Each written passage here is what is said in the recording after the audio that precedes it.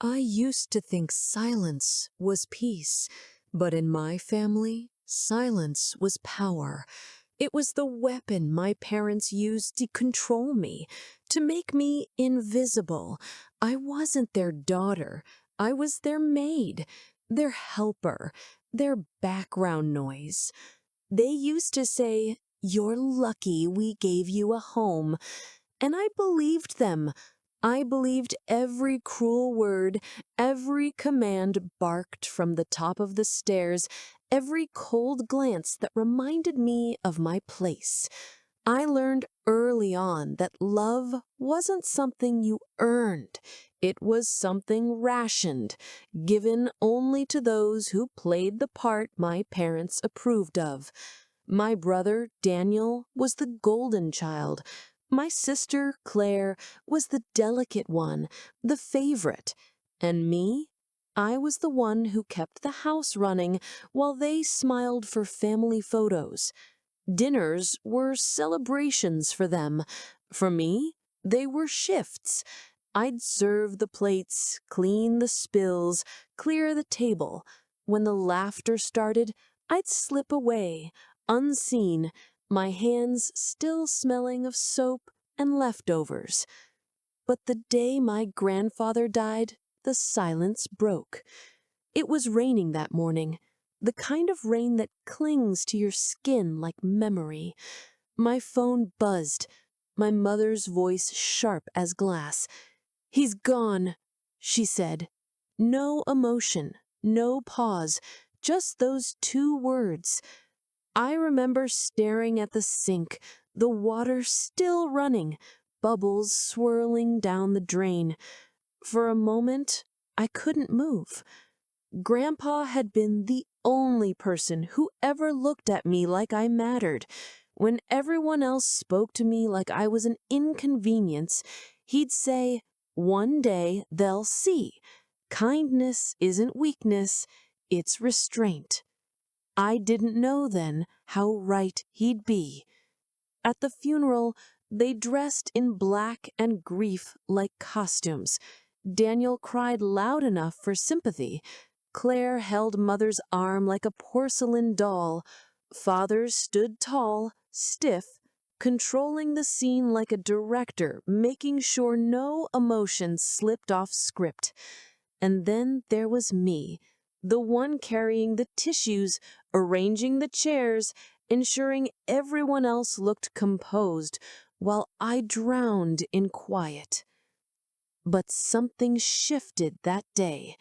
A look from the lawyer, a hesitation in my father's voice, a whisper I wasn't supposed to hear. It was small at first, a fragment of a conversation that would later detonate everything I thought I knew. "Did he tell you about the letter?" someone said. The letter. That single word struck like lightning. The word letter echoed in my mind for days after the funeral. But before I could piece it together, I kept replaying the past, the years I had spent earning scraps of affection in exchange for my obedience. Growing up, our house always smelled like polish and control. My father liked things spotless, a reflection of his image, not his heart. My mother was colder. Her love was measured, strategic. She called it discipline. I called it distance. When I was 8, I learned to iron shirts before I learned multiplication. When I was 10, I could host a dinner party smoother than most adults. By 13, I'd stopped expecting birthdays. Claire always got them. Pink balloons, guests, laughter that spilled through the halls. Mine were tasks. Cleaning before her party, cooking for her friends, smiling from the kitchen doorway, pretending I was part of the joy I created. Grandpa was the only one who noticed. He'd visit on Sundays, wearing that same old brown jacket, smelling faintly of sawdust and tobacco. He'd pull me aside, hand me a candy, and whisper, "Don't let them teach you to disappear." Back then, I didn't understand what he meant. I thought he was just trying to make me feel better.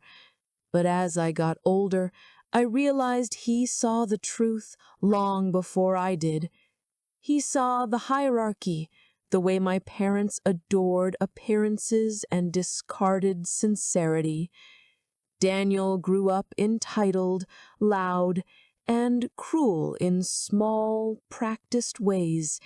He'd toss his clothes on the floor, confident I'd pick them up. Claire, she wasn't cruel, but she was blind. Her privilege was a bubble she never questioned. It's strange the way cruelty becomes routine. You start calling it normal.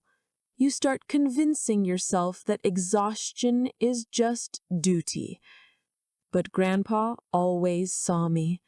When I turned 16, he took me to his workshop, an old wooden barn behind his house, filled with tools and memories. He placed his wrinkled hands on a chest of drawers and said, "You built this." I laughed.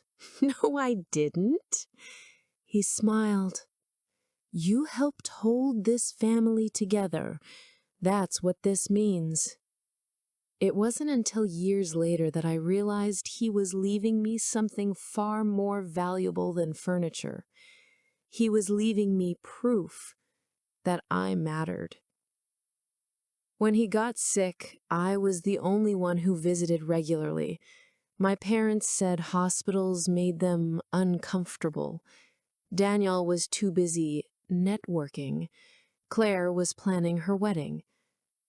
I brought Grandpa's soup, read him the newspaper, and listened to him talk about his past, the mistakes, the regrets, the lessons he wanted me to learn. Sometimes he'd look at me with that knowing gaze, the kind that feels heavier than words. "I've made sure you'll be okay," he said once.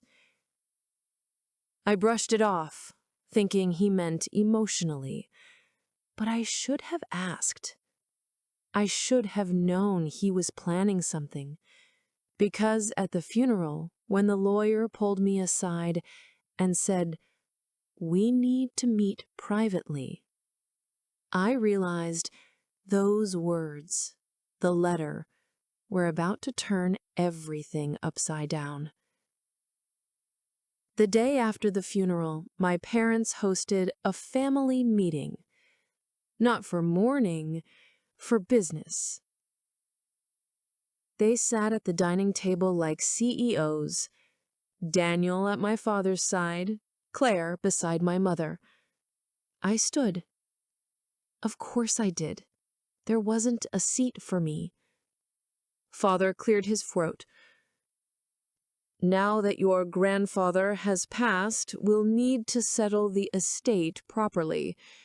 The assets will be transferred to me for management." Transferred to him? Grandpa hadn't even been buried a full week. Daniel leaned back smugly. "Makes sense. Dad's the eldest son." My mother nodded in agreement.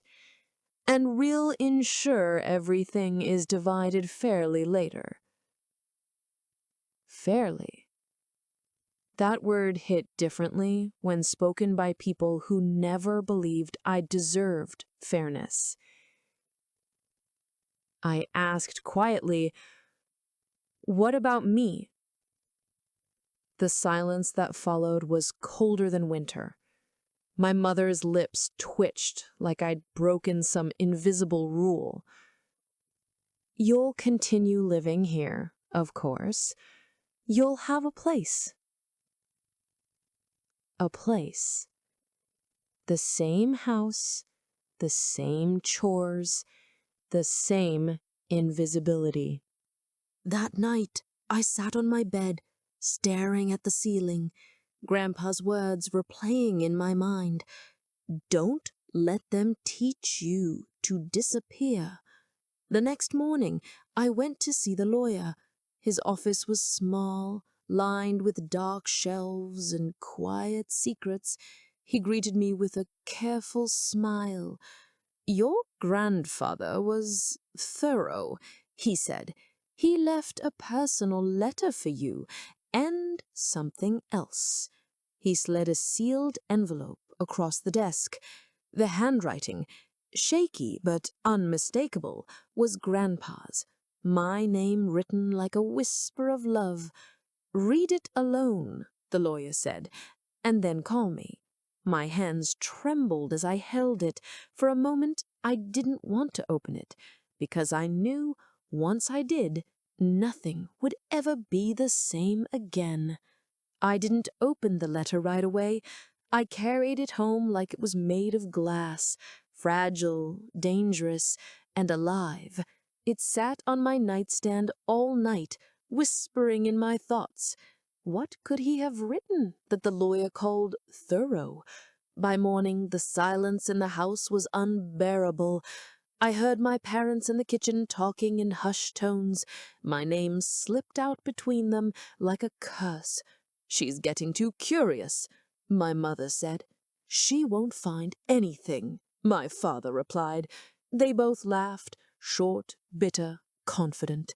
I took the letter and walked out the door. There's a small park behind the library, a place Grandpa used to take me when I was little. It was quiet that morning, dew still clinging to the grass. I sat on the same bench where he once told me stories about his youth, the same bench where he once said, "People reveal their hearts in silence." My hands shook as I tore open the envelope. The paper smelled faintly of tobacco and cedar, his scent. His handwriting was old-fashioned, deliberate. I began to read. "My dearest Emma, if you're reading this, it means I'm gone. And if I know your parents, they've already started planning how to divide what they believe is theirs. But I've seen how they treated you. I saw what they made you believe about yourself. You were never their servant. You were their mirror, and they didn't like what they saw. I built everything I have with my own hands, and I know the difference between those who take and those who build. You build, Emma. You always have. That key belongs to the small cottage by the lake, the one your grandmother loved before she passed. It's yours now. Along with it, I've left something in the study safe. The lawyer knows what to do when you're ready. Don't let them twist this. Don't let them make you small again. With love, Grandpa." I didn't realize I was crying until I saw the drops on the page. The cottage, the study safe, the key. For a moment, I couldn't breathe. A mix of disbelief and something I hadn't felt in years. Hope. But that hope was short-lived. When I got home, the house was different, tense. My father was standing in the hallway, arms crossed. My mother's face was pinched with suspicion. "Where were you?" she asked. I didn't answer. I just clutched a letter in my hand, careful to hide the key in my pocket. My father's voice sharpened. "You think you can go behind our backs? Everything your grandfather had belongs to this family, not to you." I could feel my pulse in my throat. "He left me something." My mother scoffed. "A sentimental trinket, I'm sure." I didn't argue. Arguing was pointless. They had no idea what Grandpa had done, and I wasn't going to tell them. Not yet. That night I went to the study, Grandpa's old room that had been locked since the funeral. My father had the only key, or so he thought. The small brass key fit perfectly. The lock clicked, and I slipped inside. The smell of old wood and books hit me instantly. Dust particles floated in the air like ghosts of memories. On the desk sat a small safe, black, sturdy, and unassuming. The combination was taped beneath the drawer, just like Grandpa used to hide his crossword answers. The door creaked open, revealing a stack of envelopes and a single leather-bound journal. On top was another note, addressed to me. "If they ever corner you, use this." I opened the journal. Inside were receipts, letters, and signed statements. Proof of how my father had siphoned money from Grandpa's company. Proof of loans taken in the company's name. Proof that the successful businessman image he paraded was built on deception. I sat there stunned. My hands trembled as realization crashed over me. Grandpa had known everything. He hadn't just left me an inheritance, he'd left me leverage. Behind me, the floor creaked. I turned and froze. My father stood in the doorway, his face pale with fury.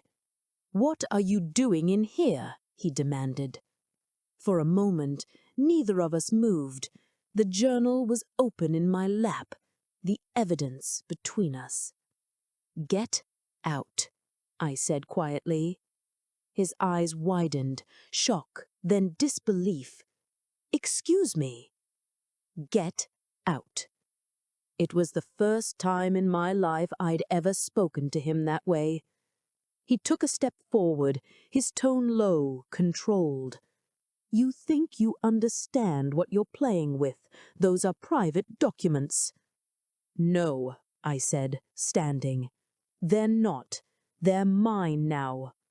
For a heartbeat, we stared at each other. Decades of power imbalance teetering on a knife's edge. Then he turned and walked out, slamming the door so hard the frame shuddered. I locked it behind him. That night, I packed a small bag and hid the journal inside. The next morning, I drove to the lawyer's office again. He looked up, surprised but unsurprised, like he'd been waiting for this moment. "I found it," I said. He nodded slowly.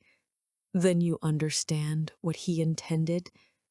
"I think I do, but I don't think they will." He leaned back, studying me. "He wanted you to decide when to reveal it, and to whom." I looked at the window, sunlight breaking through thin clouds. "Then it's time." The morning I decided to confront them, the house was too quiet. That kind of stillness that comes before a storm. Heavy, electric, waiting. I didn't sleep the night before.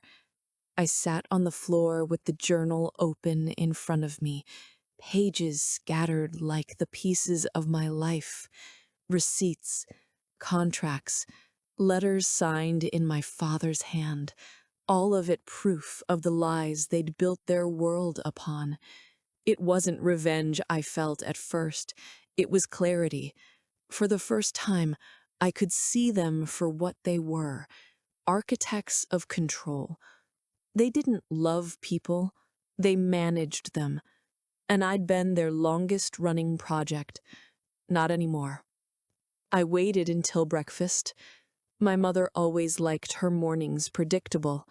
Toast, black coffee, the newspaper folded perfectly beside her plate. My father read the financial section. Daniel scrolled through his phone. Claire stared blankly at the window. I walked in with the journal in my hand. No one looked up. For a moment, I almost turned around. Old habits die hard. The instinct to stay invisible, to keep peace, to swallow the truth, it still lived somewhere inside me. But then I saw Grandpa's handwriting on the cover of the journal. Truth never stays buried.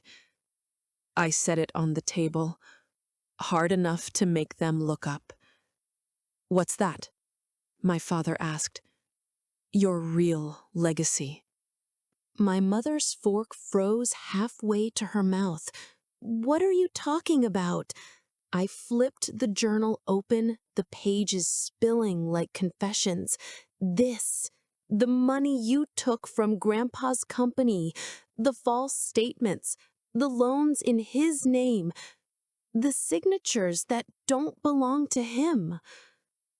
Silence. Daniel's smirk vanished. Claire's eyes widened. My father leaned back, trying to mask his surprise with arrogance. "You don't know what you're talking about." "I know exactly what I'm talking about, and so will the board when they see this." For a second, I thought he might actually lunge across the table. The color drained from his face, replaced by something between fear and fury. "Emma," my mother said sharply, "you don't understand how business works. Your grandfather trusted your father with—" "No," I interrupted. "He didn't. That's why he left me this." I took the key from my pocket and placed it next to the journal. The metallic sound filled the air like a gunshot. "This is for the cottage, the one he gave to me, not you. He left it because he knew what you'd do. He knew how you treated me." My mother stood up then, her composure cracking. "We gave you everything," she snapped. "A roof, food, a place in this family." I met her eyes. "You gave me chores. You gave me silence. You gave me a role to play in your perfect little picture, but you never gave me love." Her lips trembled, but no words came. For once, they were the ones left speechless. I gathered the journal and the key, then turned toward the door. "Where do you think you're going?" my father barked. "To the lawyer," I said, "and to the board. Grandpa's company deserves honesty, not corruption." He slammed his fist on the table. "If you do this, you'll destroy this family." I paused, hand on the doorframe. "No," I said, quietly. "You already did." By noon, the lawyer's office was filled with tension you could cut with a knife. My father arrived first, followed by my mother and siblings. The lawyer, calm as ever, motioned for everyone to sit. "I think we should begin," he said.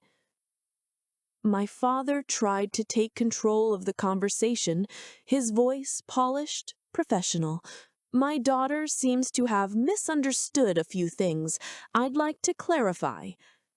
The lawyer held up a hand. "There's nothing to clarify.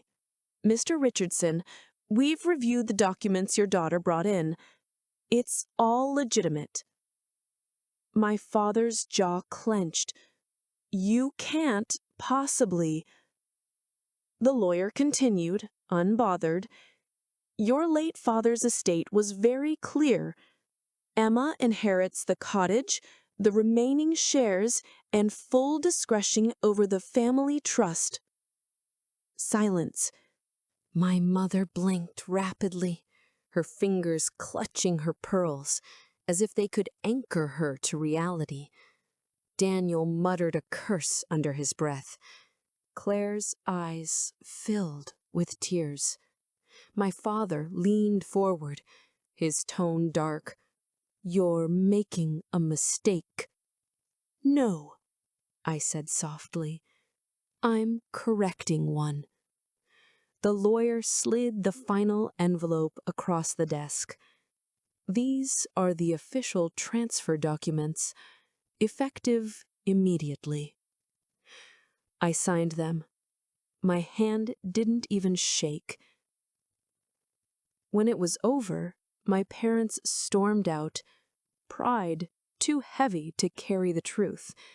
Claire stayed behind, crying silently. Daniel didn't look at me. As the door closed, the lawyer looked at me with a hint of a smile. He'd be proud, you know.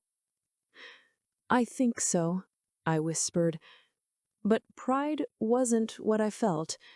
It was relief. The kind that comes when you stop holding your breath after years of suffocating.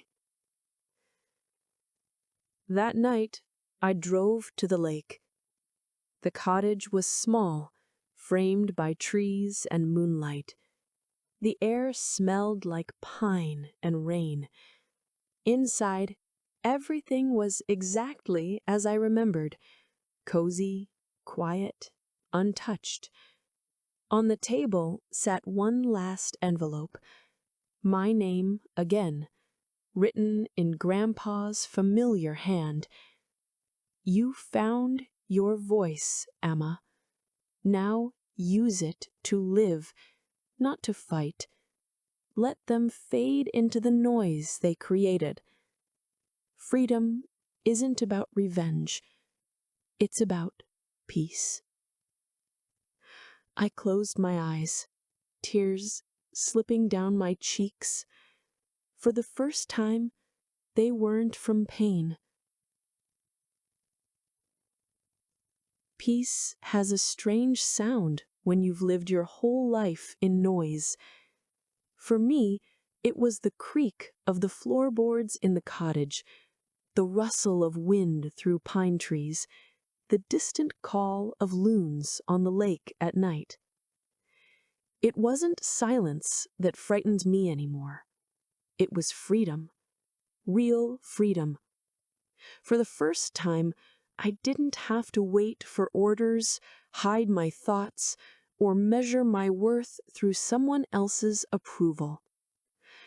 In the beginning, I didn't know what to do with it. I'd wake up early out of habit, expecting to hear my mother's voice demanding coffee or my father's footsteps pacing down the hall. But there was no one, just me and the echo of choices that finally belonged to me. Days passed like slow pages of a book I'd never had time to read. I cleaned the cottage, organized the old photographs, repaired a broken chair. Grandpa's jacket still hung by the door, the faint smell of cedar and tobacco reminding me that he was still here, in every corner, every decision, every ounce of courage I had left. Sometimes I'd walk to the lake and stand at the dock where he used to fish. The water shimmered with the same calm he always carried, and I found myself whispering, "I did it, Grandpa. I really did it." And somewhere in that stillness, I could almost hear his reply, "I knew you would." The weeks after the confrontation were quiet, at least for me, not for them. Word spread fast. The company board called for an internal audit. Numbers didn't lie. The money trails led straight back to my father. The press got wind of it soon after. A few journalists loved a story about greed dressed as success. I didn't say a word. I didn't need to. My father's empire, the one he built on lies and pride, began to crumble. Contracts dissolved, partners withdrew. His name, once spoken with respect, became a whisper of shame.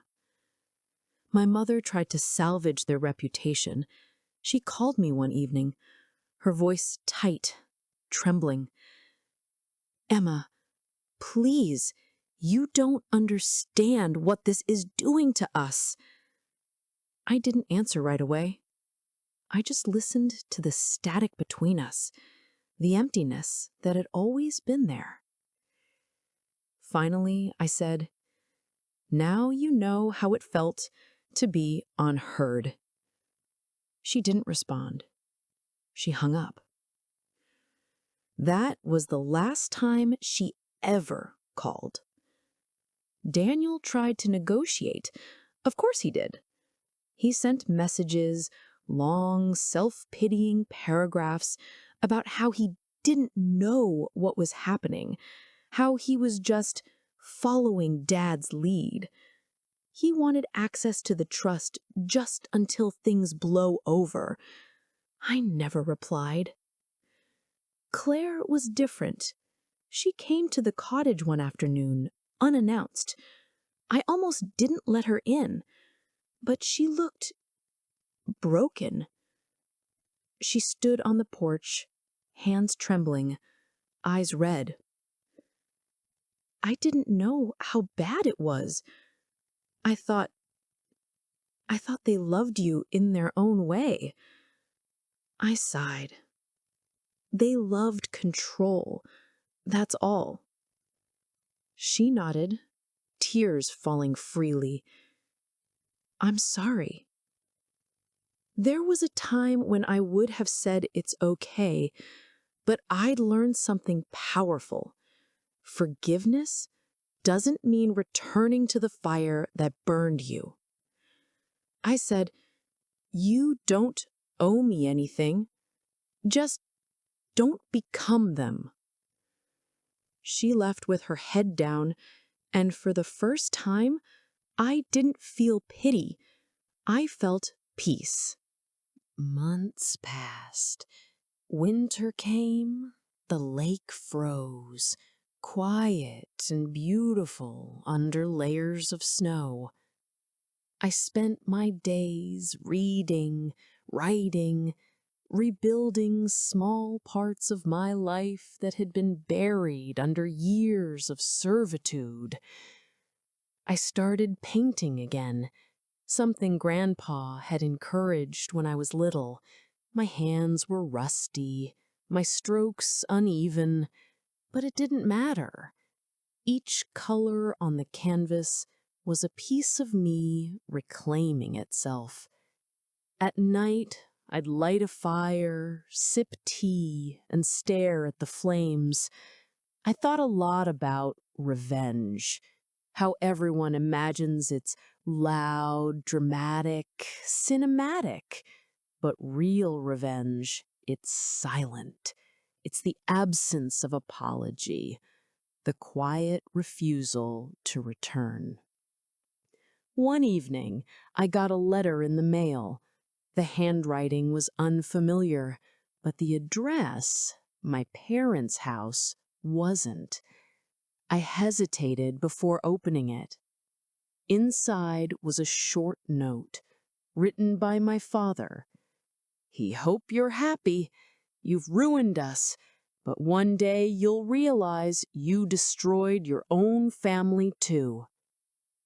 I read it twice, then set it down beside the fire.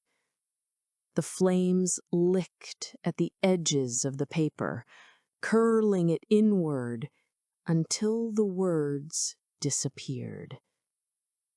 When it was gone, I whispered, "I didn't destroy anything. I just stopped pretending it was whole." Now, when I walk through the cottage, it doesn't feel like a hiding place. It feels like home. The walls no longer echo with the weight of old commands, only the sound of the life I've built from their ruins. And sometimes, late at night, when the moonlight hits the lake just right, I catch my reflection in the window, and I smile because I finally see someone worth seeing. Time moves differently. when you stop living for someone else. I used to measure my days by what others needed, the chores, the schedules, the expectations. Now I measure them by light, morning light that spills through the curtains, afternoon light that dances on the lake, the golden hour that reminds me some endings are beautiful too. It's strange. Peace isn't loud. It doesn't announce itself. It arrives quietly, like a guest who doesn't need to knock. I spend my mornings walking the edge of the lake with a cup of coffee, watching the mist rise from the water. Sometimes I think about my old life, the house that wasn't a home, the family that wasn't a family, and I realize something simple, something I wish I had known sooner. Not everyone deserves access to you just because they share your blood. People talk about forgiveness like it's a doorway to peace, but forgiveness, I've learned, isn't freedom. Distance is. Peace came when I stopped waiting for apologies, when I stopped needing them to see the truth. I built a small studio in the cottage, nothing fancy, just a space with canvases, brushes, and paint-stained tables. I paint the sky, the water, the trees, the things that never tried to hurt me. Every brushstroke feels like reclaiming something they took. Once I received an email from the company's new CEO, the one appointed after the investigation ended. He wrote, "Your grandfather's shares saved us. His vision still lives through you." I didn't reply, but I smiled.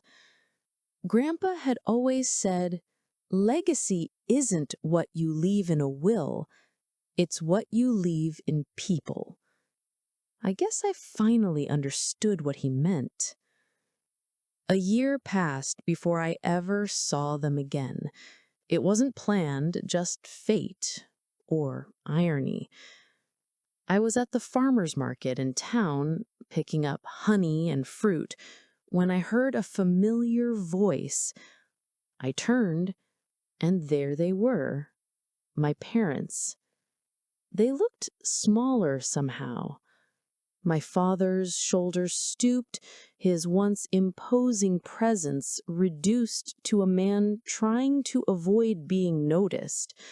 My mother's hair was gray now, her expression stiff but fragile. For a second, our eyes met. She froze. He looked away. I didn't feel anger. I didn't feel pity. I just felt nothing. That was when I realized revenge isn't fire. It's ice. It's the calm that comes when you've already won. I turned back to the vendor, paid for my honey, and walked away.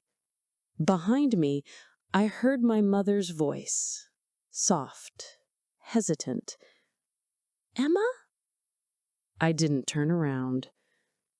Maybe that was cruel, or maybe it was justice. Either way, I'd earned my silence. When I got home that evening, the sun was setting, orange and gold spilling across the lake. I sat on the dock with the blanket and watched the light fade. The world was quiet, but it wasn't empty. I thought of Grandpa, his voice, his lessons, the strength he'd left behind. He had known they'd never change. He had known I'd have to save myself. And I did. Not with vengeance or shouting or grand gestures, but with stillness, with distance, with dignity. They made me a maid. He made me a legacy. And now when the phone rings, with numbers I recognize but never answer, I just smile, because every unanswered call is a reminder they lost me. Not because I ran, because I finally stopped coming back. Revenge isn't about making them suffer. It's about living so fully that their absence stops mattering.